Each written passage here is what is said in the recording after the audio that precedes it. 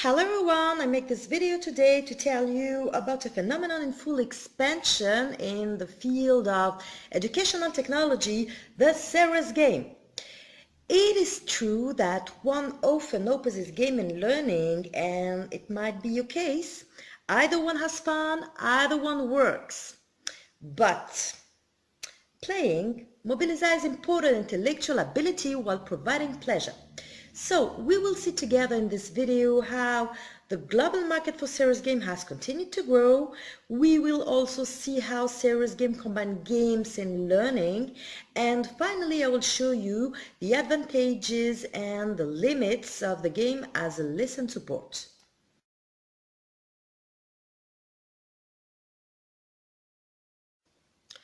Despite everything that separates play and learning, in recent years the idea of using games to teach and learn has undoubtedly made its way underground and much more than we believe.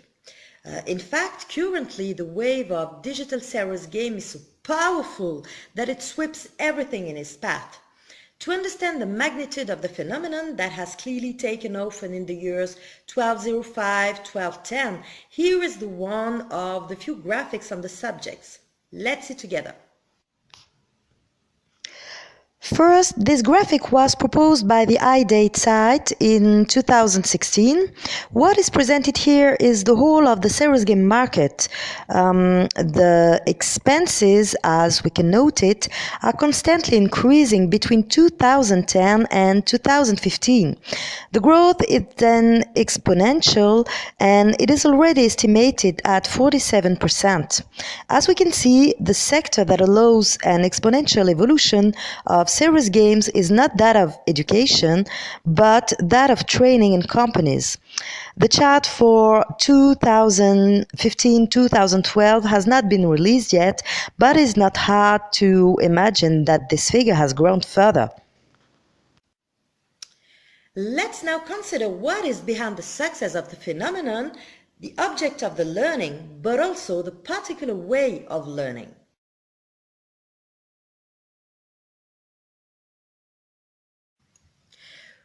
What do we learn and how do we learn with serious games? Julian Alvarez analyzes the relationships between play and learning in his book, Learning with the Serious Games, and he quickly identifies the first tension that pulls activity either on the side of the game or on the side of school content. In the first case, one risks losing the learning objective, while in the second, one avoids the fun aspect. Now that we have understood the logic at work in serious game, let's look at the advantages of using them as a teaching help.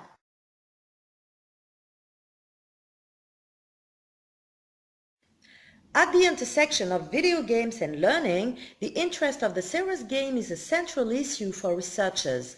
The relevance of this support has been demonstrated in four main areas that I will present you just right now.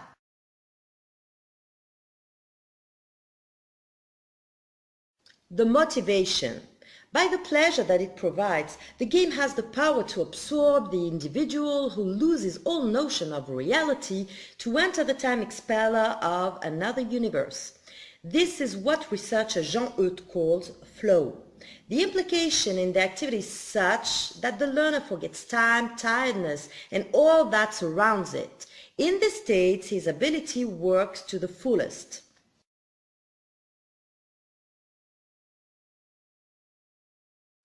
The second area in which the serious game is proven is the autonomy it allows the student during learning.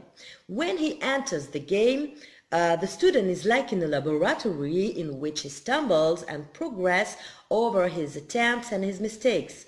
In an adapted game, regular feedback are given to the student on his actions, which maintain his motivation.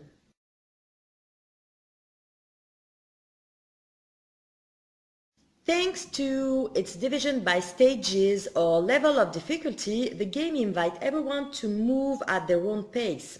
A student who needs to repeat a sequence 15 times before understanding the solution will be able to do so without fear of being judged negatively by his or her peers.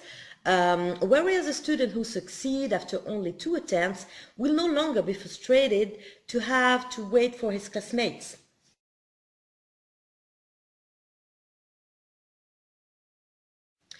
Last but not the least, the Sarah's game offers students concrete representations of abstract phenomena that can sometimes be difficult for them to understand. For example, between a complicated flowchart of Athenian democracy and a simulation of decision-making in ancient Greece, guess which approach is most effective?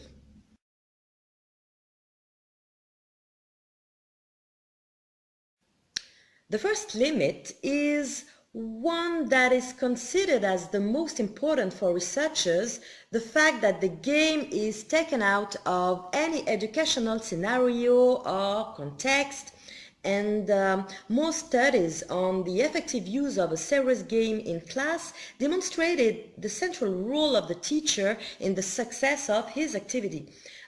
Ratchet, a college history geography teacher who used video game with his student, explained that the simple provision of a game does not seem to change much in what students learn.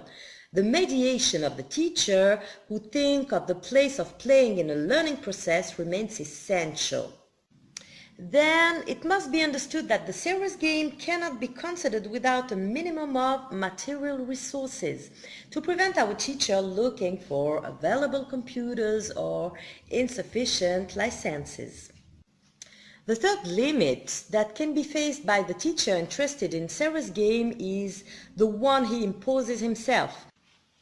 Finding and choosing a relevant serious game is another difficulty that comes before the pedagogical and fun aspects. However, to overcome this advantage, the user test can be a solution to evaluate the educational potential of the game. We end this review of the limits and benefits by an invitation to reflect on the role of the teacher.